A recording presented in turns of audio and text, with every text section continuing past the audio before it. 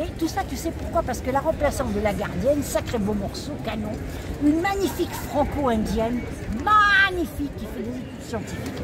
Et cette espèce de fatigué de la prostate, il s'imaginait qu'il allait traîner sa mouillette dans un œuf tout frais. Eh ben, je te lui ai cassé la baraque. Alors, mais l'auberge de vieillesse, c'est quelque chose. Ne fais pas ça. Si. Ne fais pas ça. Alors, sinon, on va te dire d'aller sous les ponts. Moi, j'irai sous les ponts. Sous les ponts plutôt qu'avec les ponts. Malheureux, s'il savait ce qu'il a déclenché, là. Elle a déclenché Hiroshima, Nagasaki.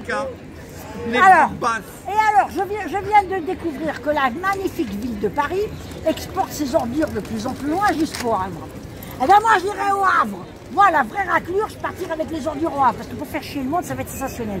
D'abord, c'est la ville d'Édouard Philippe, qui a massacré les Gilets jaunes. Il était Premier ministre lorsque Castaner, roi du poker, était à l'intérieur, et lorsque Nunez, le soi-disant préfet plus malin, était le bras droit de Castaner. J'ai de la mémoire, moi, j'ai de la mémoire. Et alors, il est maire du Havre. Et puis le Havre, c'est sensationnel. D'abord, il y a du Grand Large, donc on s'aère. Ensuite, toute la drogue d'Amérique du Sud arrive par le Havre. Donc on va laisser faire le trafic. On va juste prélever un impôt révolutionnaire pour nous lever des bataillons de contracteurs, c'est-à-dire de mercenaires. Il y a des choses qu'il faut... Qu'on va déguiser en T'as pas assez de retenue. Qu'on va... J'en ai rien à foutre. T'as pas assez de retenue. Et puis quoi encore? Qu'on va déguiser en gilets jaunes, on va foutre le boxon. Les flics, les gendarmes sont d'accord, ils peuvent faire le truc. Ah oui, alors, coca-l'âne à la coque. Tu lis dans le Canard enchaîné, une source sûre. Coca-l'âne à la coque. Les flics, pour défiler le 14 juillet, il y a un manque d'uniforme. Ah bon, pas de militaires? Il manque de militaires ou de service d'ordre? Les deux. La police. Alors les poulets à poil, ce sera sensationnel. Surtout que moi, je rêve de 14 juillet sensationnel. Un char d'assaut tire à blanc sur la tribune officielle. Et nous, on arrive avec le service de blanchisserie parce qu'ils se sont fait dessus. Et on trouve un petit général pour dire « Ah oui, vous comprenez la grande misère de l'armée française. Nous n'avons pas les moyens de former les recrues. Capote par le ridicule. Le ridicule, c'est l'arme absolue, camarade. » Et puis pour avoir des alliés pour la révolution, nous entendons avec tous ceux qui ont du pognon, qui veillent bien que les tantes et les oncles, l'héritage, le testament c'est hétérogène ton truc. C'est pervers, c'est anarcho-bolchevique. C'est hétérogène, elle fait feu de tout. Je suis telle la mafia, une vraie pieuvre, un vrai mille-pattes. L'intelligence et l'adaptation, je suis anarcho-bolchevique. Attention, parce qu'il y en a un, il est traîné devant les tribunaux parce qu'il a dit... mais c'est pas grave, mais... Il a dit peu de choses, mais il a dû prendre un avocat. Non, mais moi je suis intouchable, parce que je suis fiché S siphonné depuis un bon moment. Siphonné. Plusieurs fois ou une fois? Fiché S siphonné, et même fiché SD stalinien dadaïste. Et que les parents, grands-parents, arrière-grands-parents, il y a des dossiers sensationnels sur leur dos, rue des Chaussées, et dans toutes les polices de France et de Navarre, et ça remonte même avant la guerre de 14. Certains dans ma tribu, ils ont écopé de TFP, travaux forcés à perpétuité, mais tellement emmerdants qu'ils n'ont gardé que 3-5 ans. Comme il dit aux flics, avec des gens comme nous, vous avez du boulot. Hein. Je suis pourvoyeuse d'emploi. C'est Anne Romanoff, non? C'est Florence. C'est quoi? C'est comme Anne Romanoff. C'est Florence. Ah oui, Anne Romanoff. Ah oui, un de mes complices aussi. Ah non, je te file pas, je te file pas. Ah bah, il vient parler. Alors, si tu veux des conseils pour l'aide alimentaire, ceci, cela, alors tiens, regarde ma jambe. Le marxo-naturisme. Ça va mieux, elle a dégonflé. L'eugénisme prolétariat. J'ai pas coûté un euro, pas de médicaments, même pas de naturopathie. La naturopathie, c'est l'allopathie soft. L'argile, c'est de la cortisone soft. Par contre, il y a un problème au niveau des voies hépatobiliaires. Parce qu'il y a le soleil là. Qui passe ça là. Et particulièrement au niveau de la rate, mais alors le tout c'est de dilater la rate, de bien rigoler, de pas se mettre la rate au courbouillon, c'est pas faire de soucis, et surtout pas se fouler l'os de la rate. Doucement le matin, pas trop vite le soir. Ménagère, ça vient de se ménager. Faut pas avoir le poil dans la main, faut avoir la fourrure. Voilà. Et un de mes complices de la BPI, on en a entendu, on en a fait. Ils vont fermer là Ah mais c'est fermé, c'est fermé. Ça y est, pendant 5 ans, non? Ils vont fermer ils vont fermer. 5 ans. Mais c'est pas grave. Mais c'est pas la première fois qu'ils font ces travaux. Oui, c'est combien de fois ils ont fait des... Non, c'est la deuxième fois. Ils ont fait des travaux. La deuxième fois. En 2000. Et alors, ils nous tous les 20 ans, quoi. Voilà, mais là, c'est plus costaud. Quand même. Et alors la BPI. Ah, tous les tuyaux, ouais. Il y a l'amiante. Ah oui, il y a de l'amiante. Donc, il y a des gros travaux. C'est les subventions surtout qui... Attends, un de ces quatre matins, risque d'y avoir un attentat sous faux drapeau là-dedans. D'avoir un attentat sous faux drapeau, est-ce qu'on crée l'assurance, un truc... Parce que... aller à Cour Saint-Émilion, voir... Alors, nous allons avenue des Terroirs de France, dans un immeuble qui s'appelle Lumière, déjà c'est bien. Alors, ils ne sont pas contents, ceux de la BPI, parce que l'immeuble va être partagé avec, nous ne savons pas quel service, du ministère de l'Intérieur. Mais moi, je suis sacrément contente. Ici, là non, non, là-bas. Là-bas, à Lumière. À Cour Saint-Émilion, là-bas, à Bercy. Voilà. Cour Saint-Émilion. Alors, les poulets, les flics, on va les mettre en fiche, déjà. Et puis on va être gentil avec eux, comme ça ils vont nous amener en manif. Parce que les manifs de flics, c'est sensationnel. Hein. Surtout quand Ficelle à gâteau, le préfet de police, Ficelle à gâteau. La manif. Et que la manif, elle a quand même lieu. Comme le cirque qu'ils ont fait devant le Conseil économique et social. Tu fermes ta gueule s'il y a le ministère de l'Intérieur. Pas au contraire, je m'en vais racoler du poulet. Poulet, vous laissez pas plumer, mais au contraire. Là que je vais fermer ma gueule. Mais si je ferme ma gueule, ils n'auront plus de travail, les pauvres poulets. C'est ça. Il faut qu'ils aient... Écoute, il faut qu'ils fassent des rapports et des rapports et des rapports. Mais ils voulaient tous soigner la jambe, tu peux pas leur faire des misères. Mais je vais pas leur faire des misères, je leur casse les oreilles, c'est tout. Et pour la bonne cause, poulet, vous laissez pas plumer. Et puis tu te rends compte, le samedi, le dimanche et les jours fériés, ils sont payés en heures supplémentaires grâce à nous. Ah non mais toi t'es trop gentil, il est temps que je te rééduque toi. Toi je vais te rééduquer, il est temps. Donc, bon, alors je vais voir les camarades. Et j'ai vu le gardien d'origine sénégalaise, très gentil. Oui, j'avais été prendre de tes nouvelles, tu sais. Il est très gentil. Alors, il t'avait donné mon téléphone, il a dit oui. Il l'a fait la commission. Pour un truc devant le Rex et tout et tout. Voilà, c'est ça. Il faisait chaud, j'avais des tas de machins. Voilà, mais il a fait la commission, ça fait plaisir. Alors quand il n'est pas gardien remplaçant, il est prof d'histoire. Ah ouais. Ah non, mais on a des gens drôlement sympas. On a un Sénégalais prof d'histoire qui de temps en temps fait des vacations pour remplacer la gardienne. Là, en ce moment, nous avons une franco-indienne magnifique qui fait des études scientifiques et tout. Alors, elle parle 3 langues de l'Inde. Plus, elle parle le français, l'anglais, mais l'espagnol. Et c'est pour elle est magnifique en plus. Alors c'est pour ça que mon demeuré de président du conseil de vie sociale qui m'a dit qu'elle allait dormir sous les pompes, il voulait se caser auprès d'elle en me disant que je brassais de l'air. Ouh, j'ai dit évidemment que personne n'a l'air que je brasse. Mais oui, tu vas voir. Parce que je me suis documenté. Cette espèce d'andouille. D'abord, on a le conseil de vie sociale. Il peut y avoir d'autres formes de participation que le conseil de vie sociale. Surtout avec la bande qu'on a. Et alors, il faut qu'une fois par an, il fasse un rapport au directeur du centre d'action sociale. Eh bien, nous allons constituer un conseil de vie sociale en dissidence, tel De Gaulle à Londres, et nous allons avoir envoyé des rapports, non seulement aux malheureux qui gèrent le centre d'action sociale, mais directement au ministère. Écoute comment ça fonctionne la ville de Paris. En avril 2022, joli poisson d'avril, ils nous font la DSOL, la direction des solidarités, c'est-à-dire que le CSVP a fusionné avec la DASES, direction de la santé, de la protection de l'enfance et tout, ça a fusionné. Ça devait être merveilleux, merveilleux. Il y a des postes de direction à la t'en veux, t'en v'là, mais plus tu descends, plus c'est la cata. Par exemple, le malheureux qui nous gère au CSVP Paris Centre, 1, 2, 3, 4. Je t'assure, il y a des durs, il n'y a pas que la place Vendôme chez nous, il y a des durs. Bon, et bien à un moment donné, pour le même boulot, il était CSVP Paris Centre, CSVP 9e et CSVP 10e. Il faisait 3 CSVP pour un seul boulot.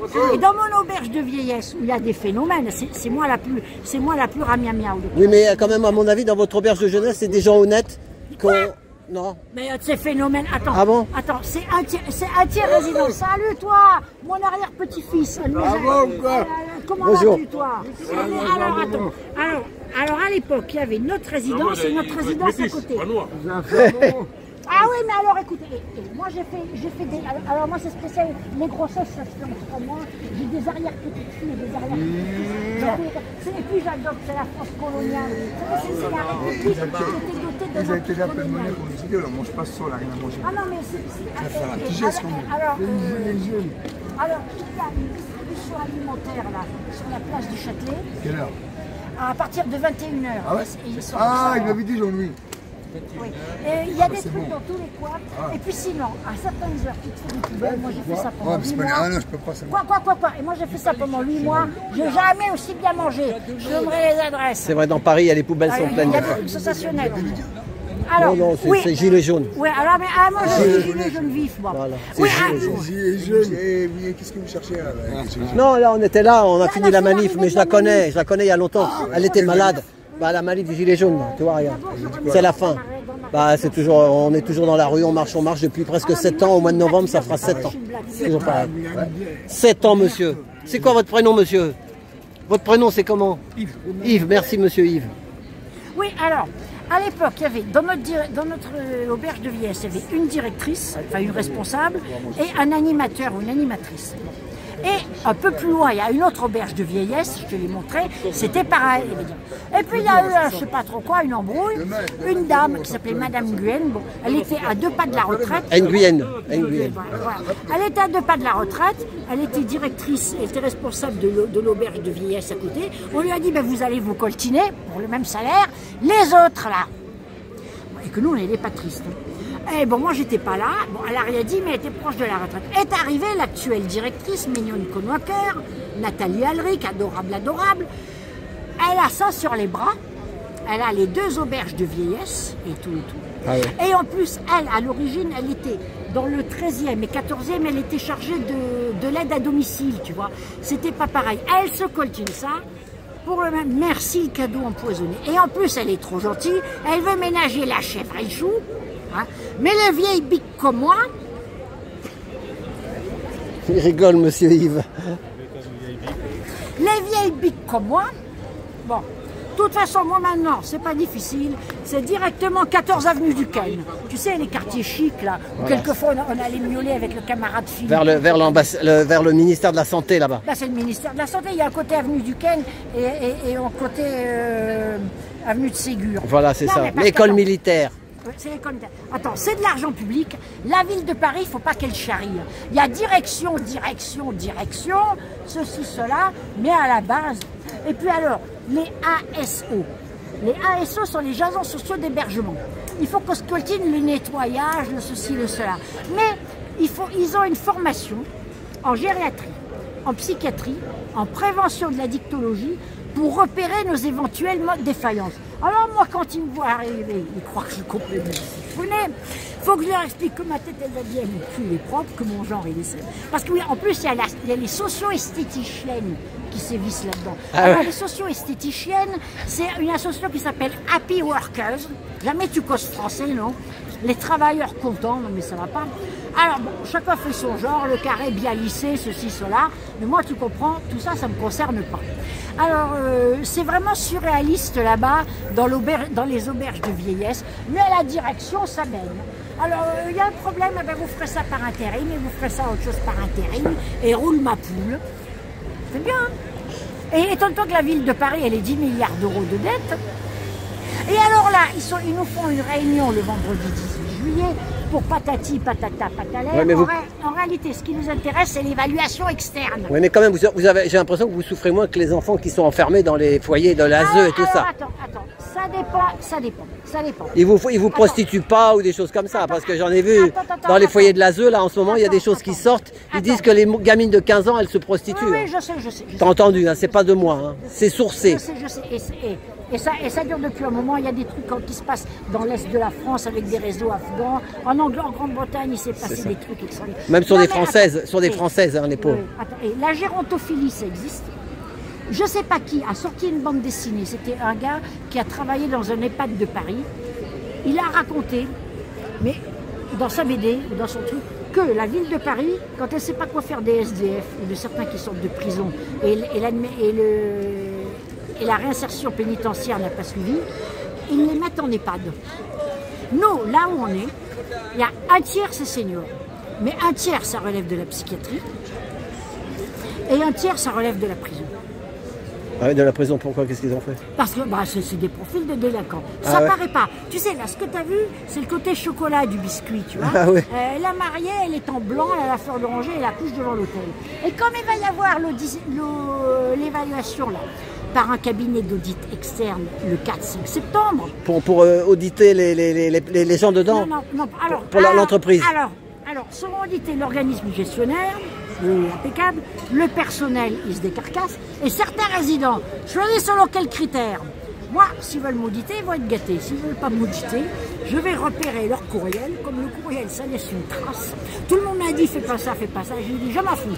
Il m'a été dit par le président du conseil de vie sociale d'aller sous les ponts, plutôt sous les ponts qu'avec les cons. Et comme je t'ai dit, comme la ville de Paris expédie les ordures au Havre, elle expédiera les raclures. Et moi, au Havre, je sais ce que je ferai. D'abord, fac Édouard Philippe, ce salopard qui est maire du Havre et qui l'orne l'Élysée. Comme la drogue arrive d'Amérique du Sud, ça arrive par le Havre. Moi, nous prélèverons un impôt révolutionnaire pour lever des bataillons de contracteurs, de mercenaires, qu'on habillera en gilets jaunes en black bloc. Et les flics et les gendarmes et les policiers qui sont mécontents, quand ils seront pas contents, ils organiseront ça. Et toi qui me donnais souvent, tu me demandais des nouvelles de Maria Koleva, tu es au courant? Alors Maria Koleva, comment est-elle morte? Parce que c'est vrai qu'il y avait des négligences. Attends, viens, reste à l'ombre là, parce que là on va cuire. Attends, à l'ombre là, on a de l'ombre là. Parce que là on est en train de cuire avec les pigeons, On entre dans le petit salon là, t'as vu? Mets-toi là, avance-toi à l'ombre. Notre directrice Nathalie Alric nous a constitué tout un classeur de documentation très intéressante, très intéressante, et elle a eu du mal à réunir de conversation. Et il y a de la documentation sur toutes les résidences seniors et sur les EHPAD. Normalement, ça devrait être parfait. Elle était où? Elle était à Valesky. Alors, attends, je vais faire, mais moi je peux pas me porter, je suis pas au courant de tout, mais sauf que le jour de l'enterrement, on est parti au cimetière du Père-Lachaise. Moi je suis parti là-bas aussi. Et d'un seul coup, eh ben, on nous a dit, en fait, ils ont fait un enterrement en catimini. Il n'y avait pas de cercueil, il n'y avait rien. Et qui c'est qui a décidé ça? Sa famille, ses amis? Justement, donc il y a une dame qui est d'origine bulgare qui s'appelle Sweetie, je lui passe le bonjour, Sweetie. Elle a dit qu'il s'est passé des trucs là-dedans, que tu sais, elle a un ou deux biens. Alors voilà. Voilà, donc il y a des histoires de biens. Alors, il y a des histoires de biens, et il y a surtout des ayants droit. Oh bah non, elle n'avait pas trop de famille. Parce qu'elle laisse une œuvre, elle laisse des archives. Ouais. Qui va gérer ça? Bah, on ne sait pas. Parce que alors celui qui va gérer ça, là, ça fait 2 mois, ça fait 2 mois que je ne t'ai pas vu, et ben on ne sait pas. Alors il va encaisser des subventions. Elle était à la Bibliothèque nationale, hein.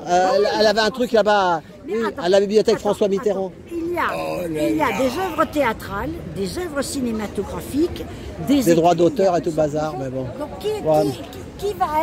qui va être ayant droit? Ayant droit, tu sais, il n'y aura pas, c'est pas Johnny Hallyday. Hein, non, attends, c'est des gens qui faudrait s'occuper justement de, tu sais, de tout son atelier. Il y avait des vieux films et tout. On ne sait même pas. Boulevard Saint-Michel. Non mais attends, le cinéma français c'est un champ de carottes fiscales. Il y a les Sofica, hein. C'est un champ de carottes fiscales. La FNACA, je sais pas quoi. Il y a des tas de voilà. Il y a le... Alors qui va gérer ça? Alors, qui seront les ayants droit? Mais d'autre part, dans le droit français, il y a le droit moral. Le droit moral, c'est-à-dire qu'une œuvre est protégée, si tu veux, c'est comme la DAS des œuvres. C'est-à-dire qu'on ne peut pas falsifier l'œuvre de Maria Koleva. Qui gère tout ça? Et maintenant, dans l'EHPAD, est-ce que c'est vrai qu'elle aurait manqué d'eau et de nourriture? Ben, c'est pas un EHPAD, hein, c'était un hôpital.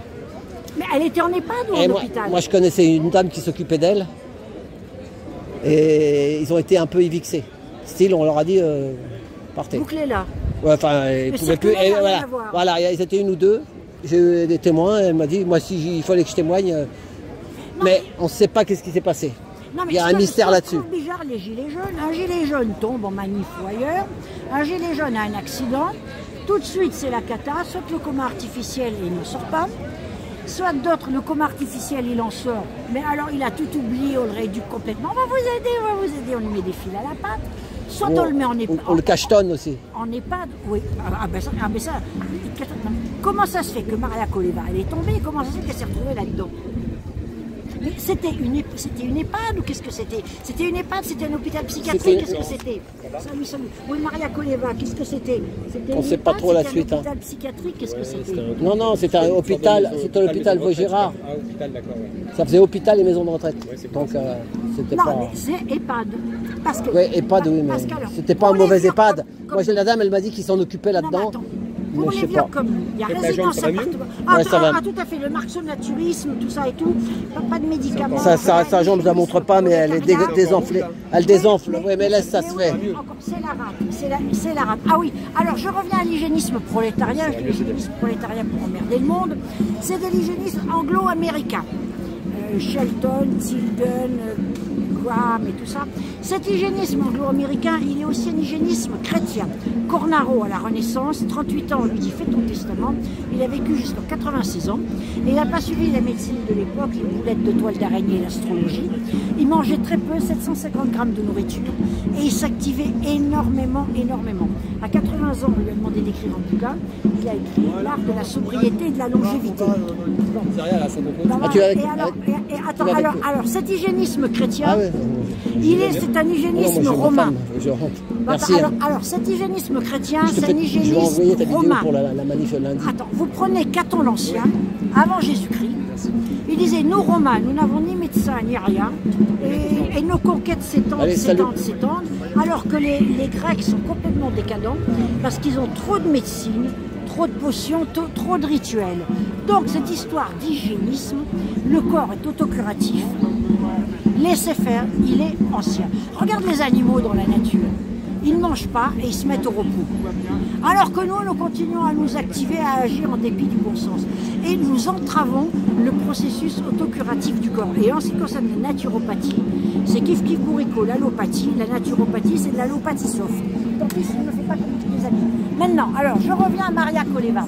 Pour les vieilles et les vieux, il y a 3 trucs dans Paris. Il y a les résidences appartements pour ceux qui ont suffisamment. Il y a les résidences autonomie, je suis, pour ceux qui ont peu. Et il y a les EHPAD pour ceux qui sont en perte d'autonomie. Non mais elle avait un bien, elle était dans un truc bien. Non mais attends. Ils savaient que tu revends le bien et après ils vont payer, parce que elle doit. Les EHPAD, il y a des EHPAD très bien. Certains sortent de l'EHPAD. Le matin, on les habille et tout. Ils sortent de l'EHPAD. Ils ont une espèce de boîtier. S'il faut un malaise ou s'il y a une agression, ils appellent. Voilà. Mais attends, l'EHPAD, c'est pas nécessairement. Non mais elle était dans une maison sûre. Elle pouvait pas, elle voulait se sauver. Mais comme elle perdait la tête, elle ne savait même pas son adresse. Donc c'était pour sa sécurité, tu ne pouvais pas la laisser n'importe comment. Tu trouves l'adresse, elle était. Il y a la liste. Il y a la feuille de présentation. Oui, c'est connu, c'est à Vaugirard. Vaugirard, ça s'appelle. Il y en a bon. Alors moi je ne comprends pas ce qui s'est passé. On ne sait pas non plus, moi c'est bizarre cette histoire. Et puis il paraît qu'elle aurait été enregistrée dans l'EHPAD, non pas elle méritait un enterrement meilleur, quoi, que pas un truc comme ça, anonyme. Elle méritait une autre fin de vie parce qu'elle est tombée. Mais peut-être avec des soins, elle pouvait retrouver la mémoire. La mémoire, ça se retrouve. Il y en a qui disent. Il y a toutes sortes d'astuces. En tout cas, les 2 dames qui s'occupaient d'elle, je les connais, elles sont des gilets jaunes et elles ont fait ce qu'elles pouvaient. Donc, et elles étaient bénévoles et tout. Oui, 2 dames gilets jaunes qui allaient la voir. Elles se relayaient pour aller la voir dans la semaine. Là, au début de manif, on les voyait quand c'était les premières manifs. Ouais. Voilà. Enfin voilà. Bon, Bon, tu vois, moi c'est pour ça que je prends mes distances. Parce que j'ai pas au moins les gens sont contents que.